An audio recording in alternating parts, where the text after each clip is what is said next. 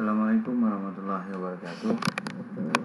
Selamat pagi siswa dan siswi Indonesia.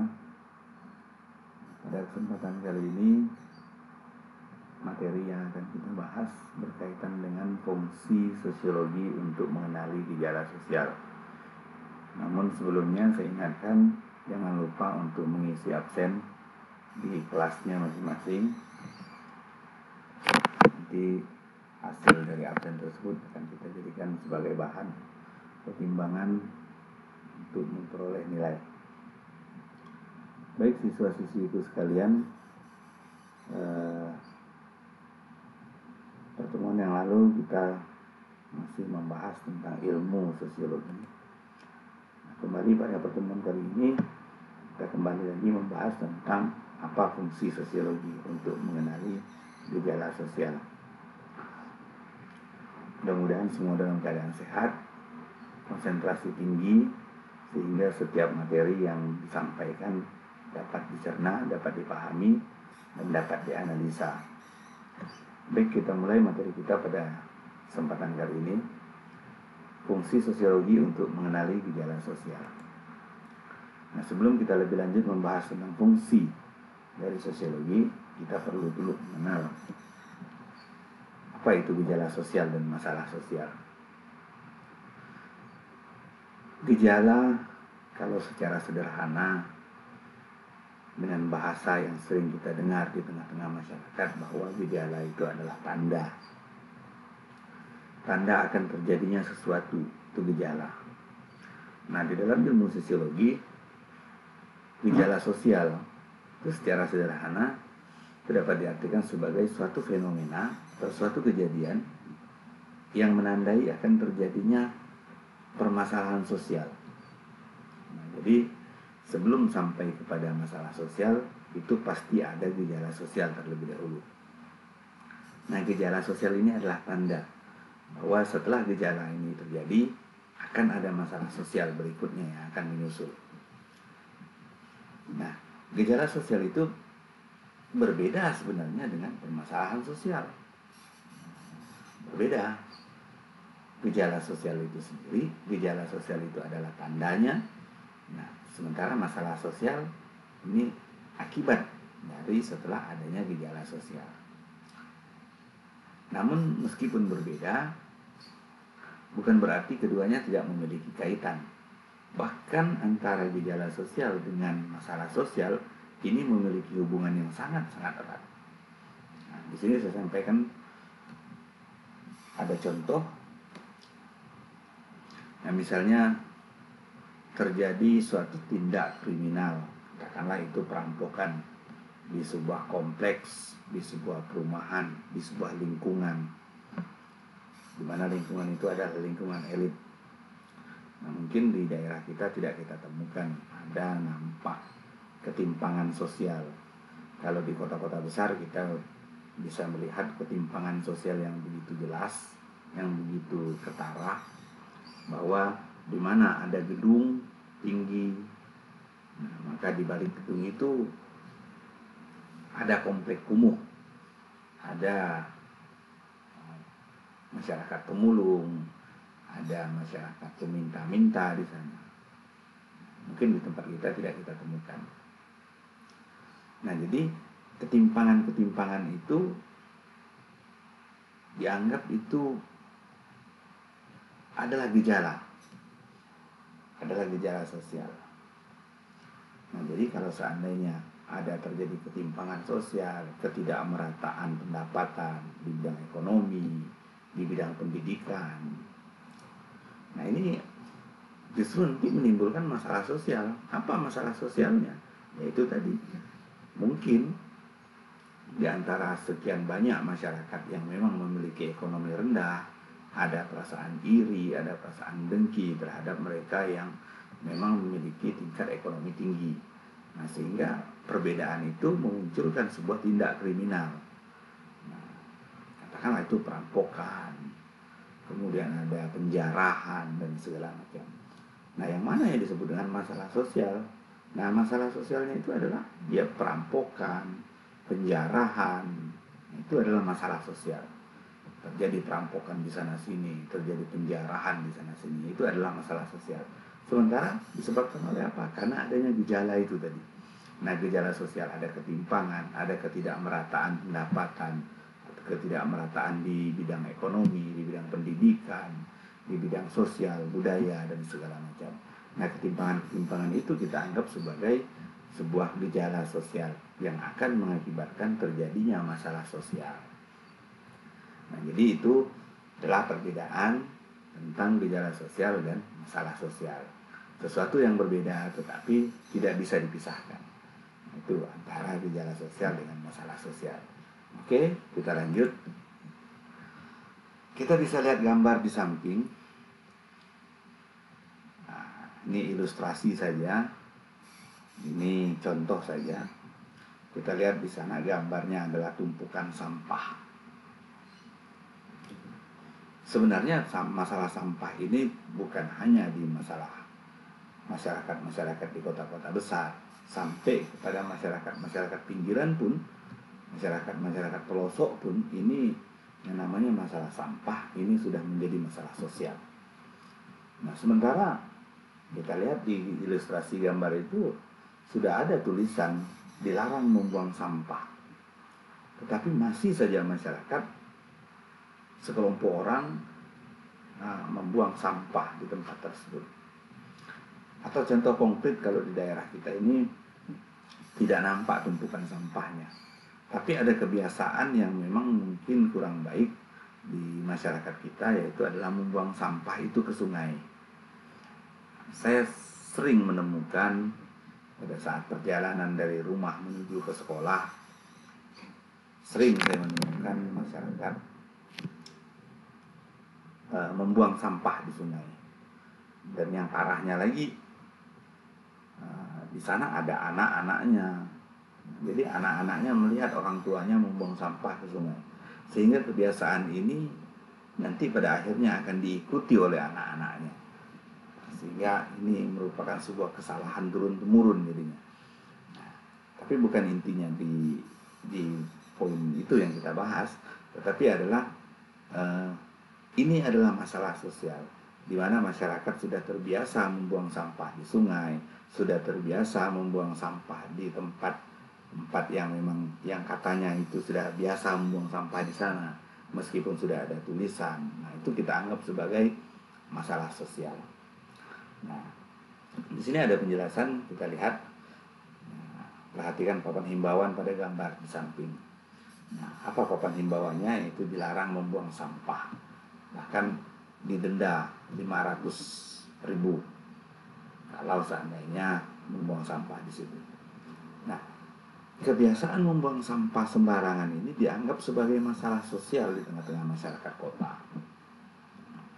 Di sini saya sebutkan hanya masyarakat kota, karena kalau kita di daerah pedesaan, di daerah penghujung, di daerah pedalaman, mungkin sampah ini mungkin belum menjadi masalah sosial yang besar, karena memang kita masih memiliki banyak tempat-tempat kosong, wilayah-wilayah kosong, sehingga mungkin tidak terlalu mencemarkan lingkungan.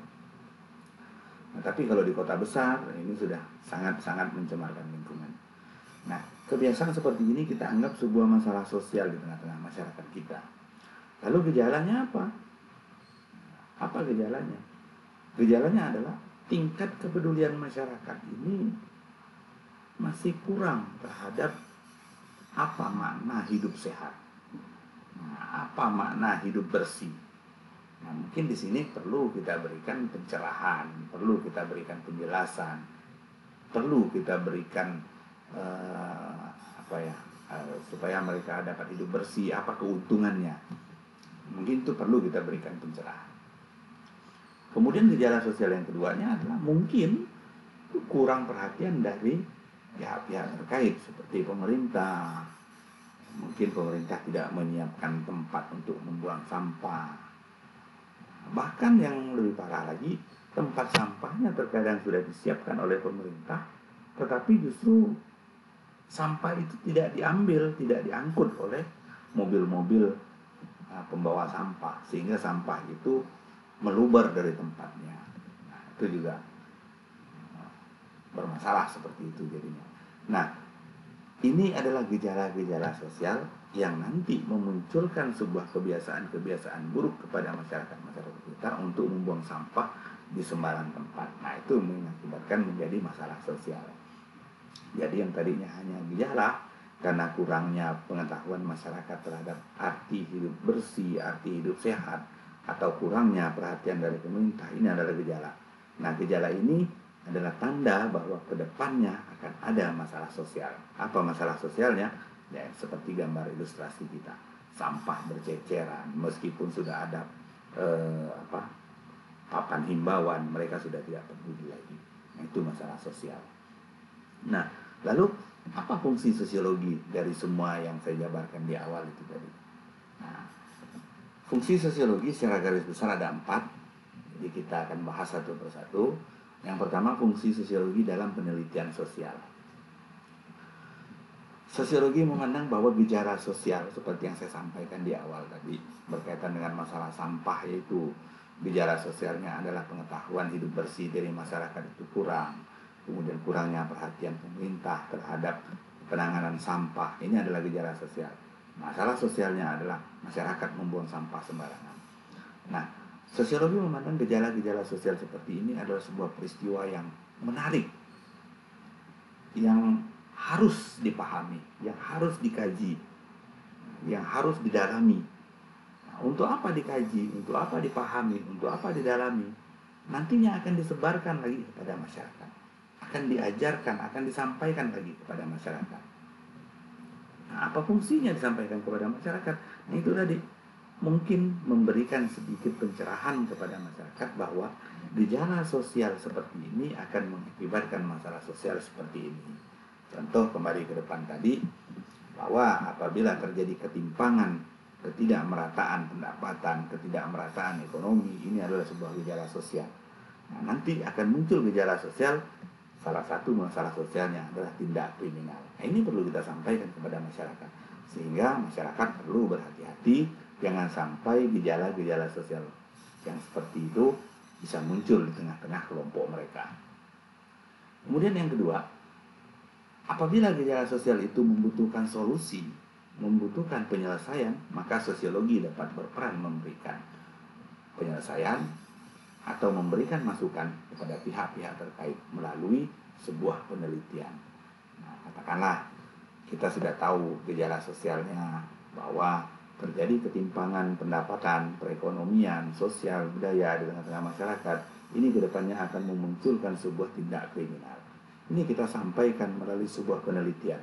Nah, hasil penelitian ini kita buat, kita tulis, kita masukkan ke dalam media cetak misalnya, sehingga dapat dibaca oleh pihak-pihak terkait seperti pemerintah. Maka pemerintah pun mungkin akan memberikan solusi. Wah, kalau begitu berarti harus kita hindari yang namanya ketimpangan sosial di tengah-tengah masyarakat. Contoh dari ilustrasi yang kedua tentang sampah. Nah, gejala sosialnya misalnya masyarakat yang kurang memahami arti hidup bersih, kemudian kurangnya perhatian dari pemerintah untuk menyiapkan tempat sampah. Mungkin dari gejala sosial yang kita teliti ini, kita sampaikan ke dalam media cetak, maka dibaca juga oleh pemerintah, oleh pihak-pihak terkait, sehingga mereka memfasilitasi masyarakat-masyarakat untuk membuang sampah pada tempatnya. Sehingga masalah sosial berkaitan dengan sampah di tengah-tengah masyarakat ini dapat dihindari. Kemudian yang ketiga, sosiologi itu selalu berusaha untuk mengkaji, mendalami, mengamati hal-hal yang tidak terlihat, hal-hal yang tersembunyi. Banyak hal-hal yang tersembunyi. Contoh itu tadi, salah satu gejala-gejala sosial itu sebenarnya tersembunyi, tidak tahu. Tapi yang nampaknya adalah orang membuang sampah. Yang nampaknya apa? Perampokan. Itu yang nampak. Tetapi yang tersembunyi, yang latennya adalah gejala sosial di balik itu. Ada pengetahuan masyarakat tentang hidup bersih yang belum memadai, adanya tingkat perekonomian, tingkat pendapatan, masih banyaknya pengangguran di sana sini. Nah, itu adalah hal-hal yang tersembunyi. Ini yang dikaji oleh sosiologi. Itu adalah fungsi yang pertama dari sosiologi dalam penelitian. Kemudian fungsi yang kedua sosiologi di dalam memecahkan masalah sosial. Nah, Kita tahu bahwa manusia itu adalah makhluk sosial. Kata Aristoteles menyebutkan bahwa zoon politikon, manusia itu selalu hidup membutuhkan orang lain. Jadi kita memang tidak bisa terlepas dari orang lain. Kita tidak bisa hidup sendiri di tengah-tengah hutan. Kalaupun kita hidup sendiri di tengah-tengah hutan, kita masih memerlukan orang lain. Nah, karena manusia ini adalah makhluk sosial, maka ada masalah sosial yang memang harus dipecahkan oleh manusia itu sendiri. Nah, harus manusia itu sendiri yang memecahkan masalah sosialnya. Oke, kita lihat dulu apa itu masalah sosial. Masalah sosial itu dapat kita artikan ada ketidaksesuaian antara harapan dengan kenyataan. Jadi kita berharap misalnya dapat bersekolah di SMA Negeri 1 Tempuna dengan biaya gratis, kemudian mendapat peringkat 1 di kelas. Ini harapan. Tapi kenyataannya, ternyata saya sekolahnya tidak tatap muka, kemudian nanti di akhir semester saya tidak dapat ranking, saya tidak dapat juara dan segala macam.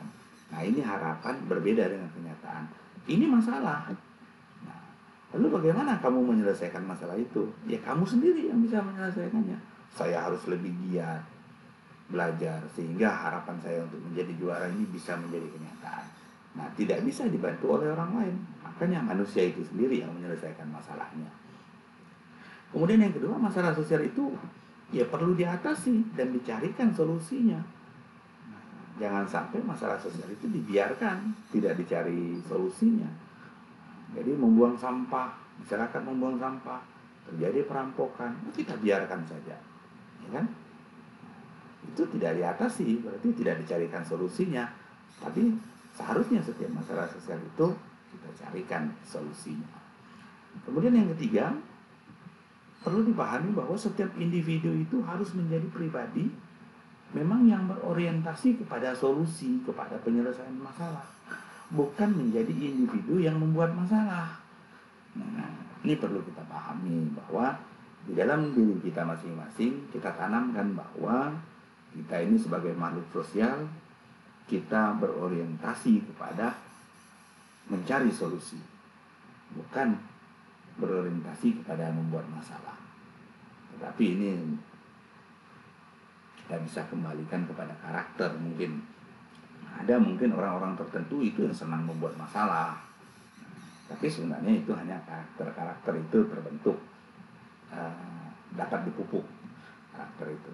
Kecuali memang udah terlalu lama mendalami sebuah karakter, itu agak sulit untuk berubah. Tetapi kalau seandainya belum terlalu jauh mendalami sebuah karakter, satu karakter itu masih bisa dirubah. Nah, jadi ada memang manusia-manusia tertentu, individu-individu tertentu itu senangnya mencari masalah.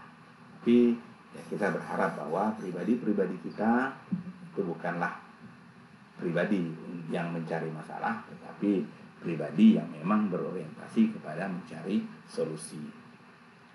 Nah, jika menghadapi suatu masalah, hendaknya dicarikan solusinya yang tepat, yang tidak lepas pastinya dari norma-norma yang ada, serta berpedoman pada pola pikir ilmiah. Nah, jadi jangan mencari solusi, tapi tidak memikirkan norma-norma yang berlaku di tengah-tengah masyarakat. Solusinya dicari, tapi artinya efeknya ke orang lain lagi. Nah, contoh misalnya begini, saya ini adalah keluarga yang kurang mapan. Saya keluarga yang kurang mampu, ekonomi keluarga saya mungkin masih di bawah taraf standar, sehingga kadang-kadang saya pagi makan, malam tidak makan, atau sebaliknya malamnya makan, paginya saya tidak makan. Nah, lalu saya harus mencari solusi. Ini bagaimana caranya supaya masalah ini dapat saya atasi?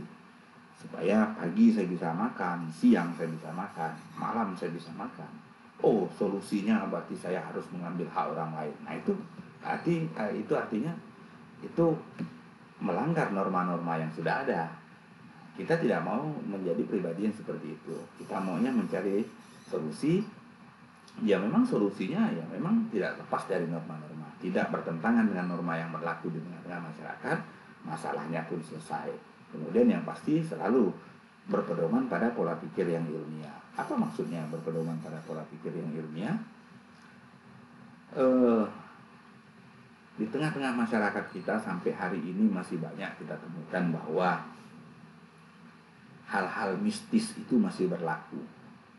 Hal-hal mistis itu masih berlaku. Nah, kadang-kadang untuk menyelesaikan masalah ekonomi keluarga itu selain bekerja, hasil dari bekerja ini masih juga tidak mampu mencukupi ekonomi keluarga. Nah, ini larinya ke hal-hal yang mistis atau tidak ilmiah.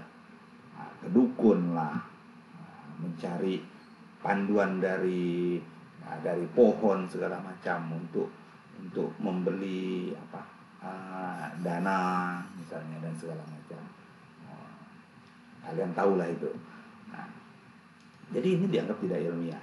Jadi jadilah pribadi yang memang mencari solusi tapi tidak mengabaikan norma-norma yang ada serta selalu berpedoman pada pola pikir yang ilmiah. Tidak pola pikir yang asal-asalan, tidak pola pikir yang memang lebih ke arah mistis, lebih ke arah ke hal-hal yang gaib dan segala macam. Nah, itu bukan mencari solusi, atau mencari solusi itu bukan sesuatu yang tepat gitu ya. Jadi kembali kepada individu masing-masing. Oke, kita lanjut. Apa sih yang dimaksud dengan pola pikir yang ilmiah? Nah, pola pikir yang ilmiah itu satu, kita harus memahami simbol-simbol atau kata atau kode dan berbagai istilah yang digunakan di tengah-tengah masyarakat. Nah, kita harus pahami itu dulu. Nah, katakanlah di sini ada bahasa. Kita harus pahami dulu bahasa yang digunakan oleh sekelompok masyarakat, sehingga kita bisa berbaur dengan masyarakat itu, sehingga menjadi lebih akrab. Nah, jadi tidak mereka menggunakan bahasa mereka sendiri, lalu kita juga menggunakan bahasa kita sendiri. Ya, ini tidak ilmiah namanya. Ini tidak ilmiah. Sehingga nanti dikhawatirkan komunikasinya tidak nyambung. Satu menggunakan bahasa ini, satunya menggunakan bahasa yang lain. Nah, ini dianggap komunikasi yang tidak efektif. Jadi itu dianggap tidak ilmiah. Kemudian kita harus memahami teori-teori sosiologi yang memang memandang pola perilaku masyarakat. Nah, sebagai contoh, ada salah satu teori sosiologi itu berkaitan dengan teori perubahan. Teori perubahan. Kita tidak bisa pungkiri bahwa di tengah-tengah masyarakat kita akan terjadi perubahan. Baik itu perubahan secara cepat maupun perubahan secara lambat. Ini harus kita pahami. Nah, kita tidak bisa ngotot selaku pribadi harus tetap bertahan. Nah, ini tidak bisa. Nah, masih biasa kita temukan bahwa ada sekelompok orang atau sekelompok individu yang memang tidak ingin masyarakatnya berubah. Padahal bentuk perubahan yang datang dari luar itu luar biasa gencarnya. Mohon maaf, sekarang lagi tren belajar dengan PJJ. Nah, medianya salah satunya adalah HP atau laptop. Di sekolah kita alhamdulillah semua orang tua mendukung PJJ, semua anak difasilitasi dengan handphone atau laptop. Tapi di tempat lain itu masih ada orang tua yang tidak mendukung proses PJJ karena dikhawatirkan anaknya pegang HP, karena efek negatif dari HP itu mudah membuka hal-hal macam-macam. Nah, ini masih ada orang tua yang punya pola pikir seperti itu. Nah, ini dianggap kita tidak memahami teori-teori sosiologi yang memang memandang pola perilaku masyarakat. Itu juga harus menjadi pertimbangan sehingga kita menjadi masyarakat yang ilmiah. Kemudian berikutnya, orang yang memiliki pola pikir ilmiah itu mampu mempertimbangkan berbagai fenomena sosial. Nah, harus ada pertimbangan. Kalau seandainya saya ambil keputusan seperti ini, pertimbangannya harus begini. Contoh, Saya dari Sintang menuju ke sekolah di Tempuna. Itu banyak jalur yang bisa saya lewati. Bisa lewat Masuka Pantai, bisa lewat kilometer 4, bisa lewat kilometer 7, bisa lewat Penyangka, Balai Gana. Nah, saya harus mempertimbangkan dulu, ini yang mana yang lebih efektif yang harus saya lewati. Nah, pada saat musim hujan, saya tidak bisa melewati Pal 4, saya tidak bisa melewati Pal 7. Nah, efektif kalau saya melewati Masuka, meskipun agak jauh. Nah, ini perlu pertimbangan. Nah, jadi hal-hal seperti inilah yang kita sebagai masyarakat ilmiah harus mampu mempertimbangkan. Nah, fenomena-fenomena yang terjadi di tengah-tengah masyarakat juga menjadi pertimbangan kita. Contoh tadi di awal saya sampaikan bahwa masih banyak kita temukan di tengah-tengah masyarakat kita orang tua yang membuang sampahnya itu ke sungai, dilihat oleh anaknya sendiri, sehingga membuang sampah ke sungai ini sudah menjadi kebiasaan turun-temurun. Fenomena atau kejadian seperti ini tidak serta-merta kita langsung menyalahkan. Bapak, ibu, kok membuang sampah ke sungai? Anaknya ngelihat lagi, itu salah. Oh, justru kita yang salah kalau kita langsung memberikan teguran seperti itu. Nah, kita harus cari tahu dulu, mengapa kok mereka bisa membuang sampah ke sungai. Nah, inilah yang menjadi bahan pertimbangan. Kemudian yang berikutnya, sebagai masyarakat yang ilmiah, kita harus mampu berpikir dan melihat pola-pola perubahan di tengah-tengah masyarakat. Nah, jangan sampai kita ngotot maunya masih pakai hal-hal yang lama, hal-hal yang tradisional, sementara perubahan yang datang dari luar ini luar biasa gencarnya nih. Nah, kita harus mampu mempertimbangkan pola-pola perubahan itu. Nah, jadi kalau seandainya kita menggunakan PJJ, menggunakan HP, ini kedepannya perubahannya seperti apa nih di masyarakat. Nah, kita harus mampu mempertimbangkan itu lebih jauh lagi. Kemudian yang berikutnya, sebagai masyarakat yang ilmiah, kita harus selalu berhati-hati dalam berargumentasi, mengeluarkan pendapat secara logis dan objektif. Jangan sampai menyinggung perasaan orang, jangan sampai ucapan atau argumentasi kita ini menjadi ada statement atau pernyataan kita yang memang membuat masyarakat kecewa terhadap kita. Nah, itu harus kita pertimbangkan. Perlu dicatat bahwa cara berpikir yang ilmiah itu akan mengantarkan individu pada pemecahan masalah sosial. Nah, ini perlu kita catat bahwa cara berpikir yang ilmiah secara perlahan ini akan mengantarkan individu pada pemecahan masalah sosial. Nah, berpikir kritis dan mengutamakan solusi itu bukan terfokus pada peristiwanya, tetapi pada penyelesaiannya.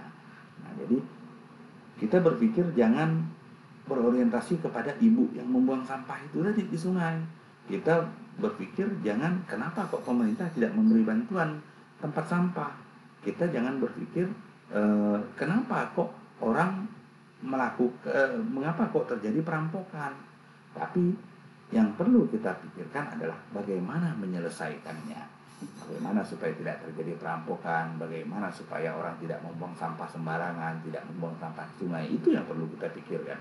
Jadi berpikir kritis dan mengutamakan solusi, bukan terfokus pada peristiwanya, tetapi terfokuslah pada penyelesaian masalahnya.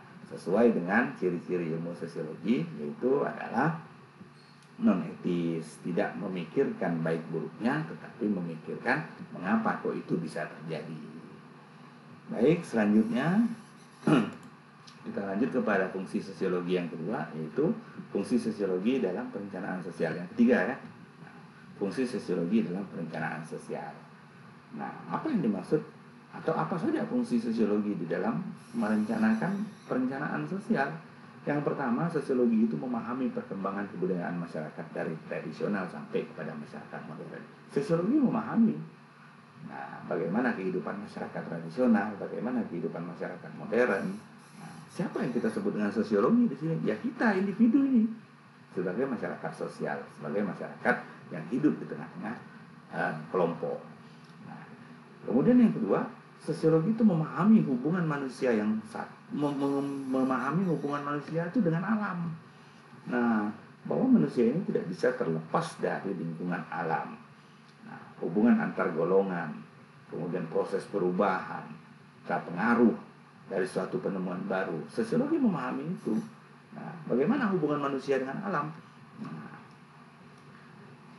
saya ingin memberikan pancing atau kail kepada masyarakat yang hidup di daerah pegunungan.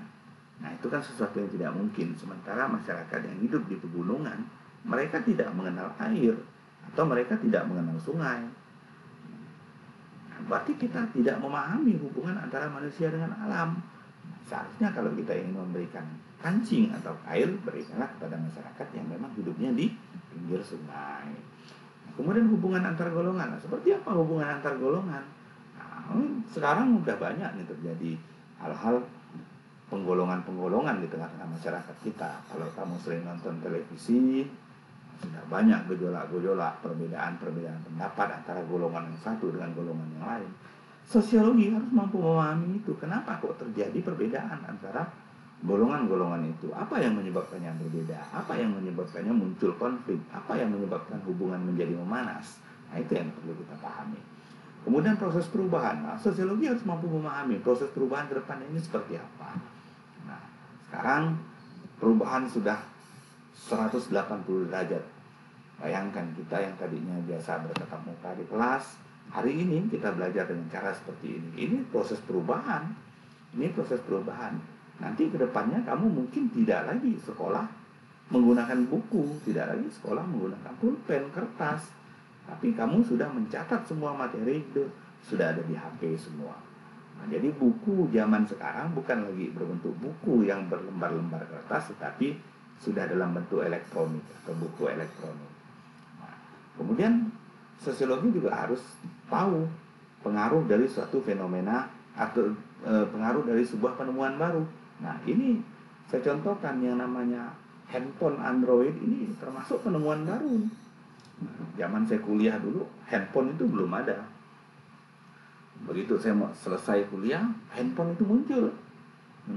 Oh, ini adalah alat komunikasi yang bisa dipakai berkomunikasi secara jarak jauh. Dulunya baru dikenal telepon rumah.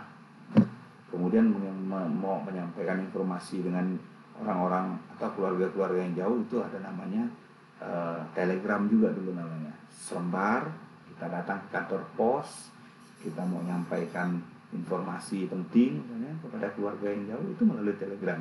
Itu kita datang ke kantor pos. Jadi hal-hal seperti itu perlu kita pahami. Handphone itu termasuk penemuan baru. Nah, sekarang apa pengaruhnya?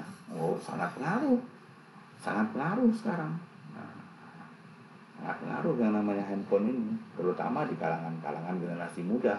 Nah, saya berharap pengaruh handphone ini tergantung dari individu tadi.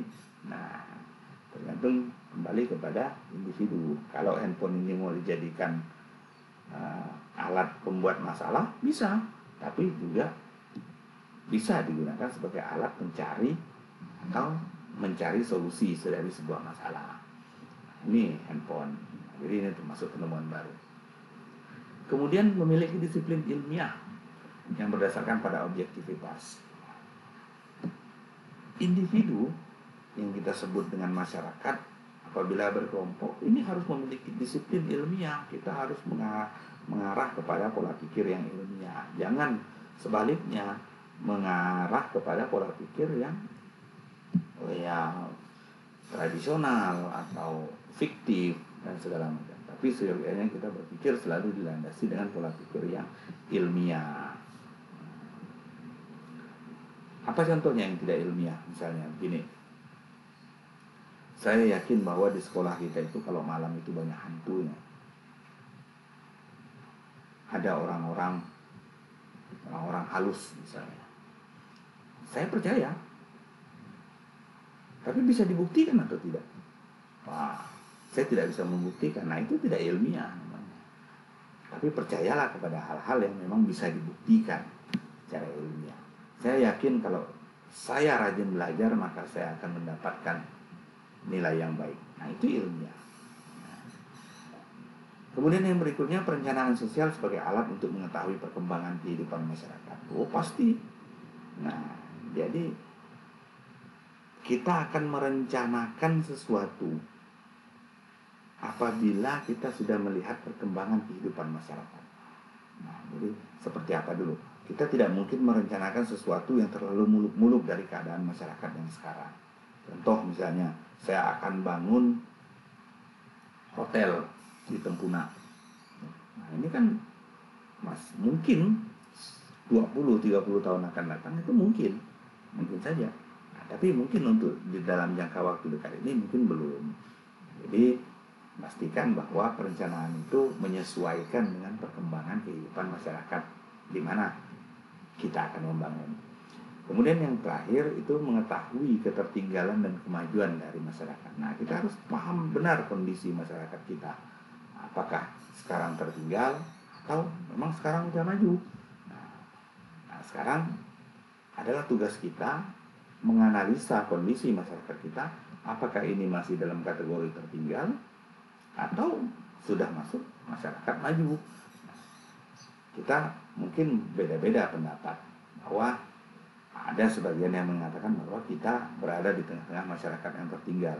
Tapi di satu sisi kita lihat, di antara kita sudah menjadi masyarakat yang maju, sudah mengenal game online, sudah sama dengan masyarakat-masyarakat atau pelajar-pelajar yang ada di kota-kota besar. Nah, jadi mungkin itu bisa berbeda persepsi dari setiap individu.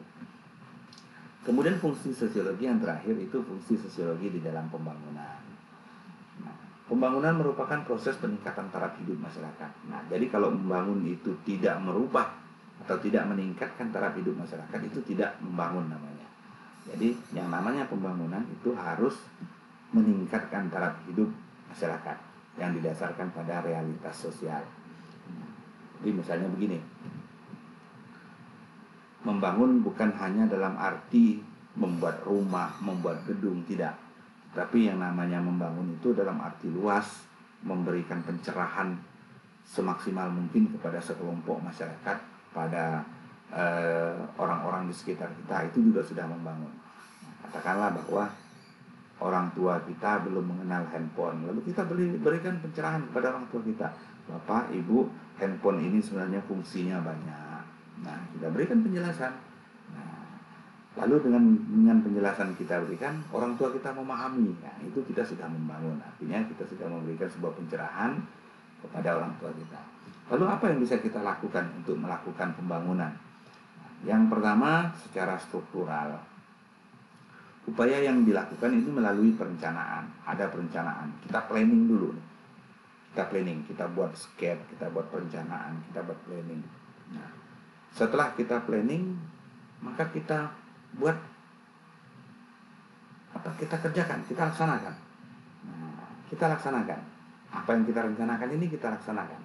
Nah, setelah selesai kita laksanakan, kita evaluasi. Nah, kita evaluasi. Ini planning saya seperti ini, ternyata pada saat dilaksanakan ini tidak sesuai dengan perencanaan. Nah, ini evaluasi namanya. Maka kedepannya diperbaiki. Seharusnya perencanaannya seperti ini, maka pelaksanaannya begini, nanti evaluasinya terakhir. Nah, jadi pembentukan sampai pada evaluasi, bentuk lembaga-lembaga yang ada di masyarakat, termasuk pembangunan secara kebendaan.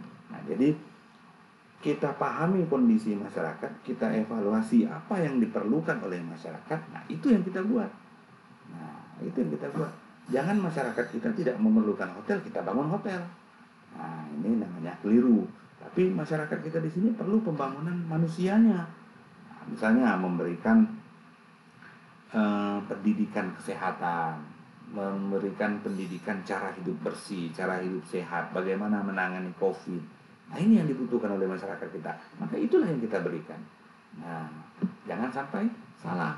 Nah, termasuklah pembangunan secara kebendaan itu tadi. Kita belum perlu hotel. Yang kita perlukan di sini apa? Yang kita butuhkan adalah misalnya ada Indomaret, ada Alfamart. Nah, mungkin itu ketimbang hotel. Nah, kemudian itu yang pertama. Yang kedua, itu pembangunan secara spiritual.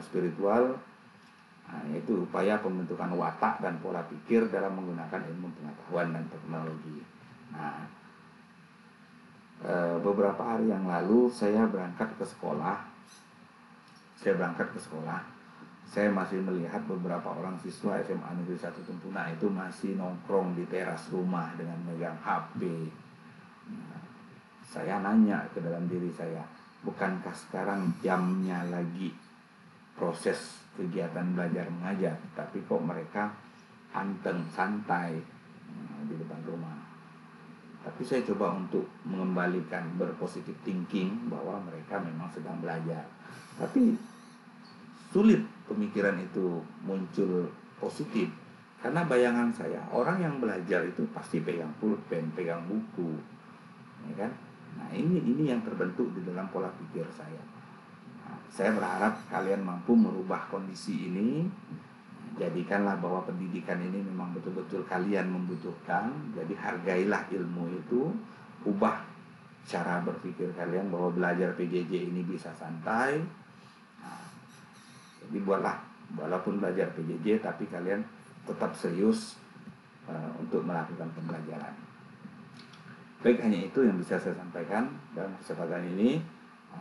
Apabila ada yang ingin ditanyakan, silahkan kita lanjut ke forum chatting di Telegram. Saya akhiri, terima kasih. Assalamualaikum warahmatullahi wabarakatuh.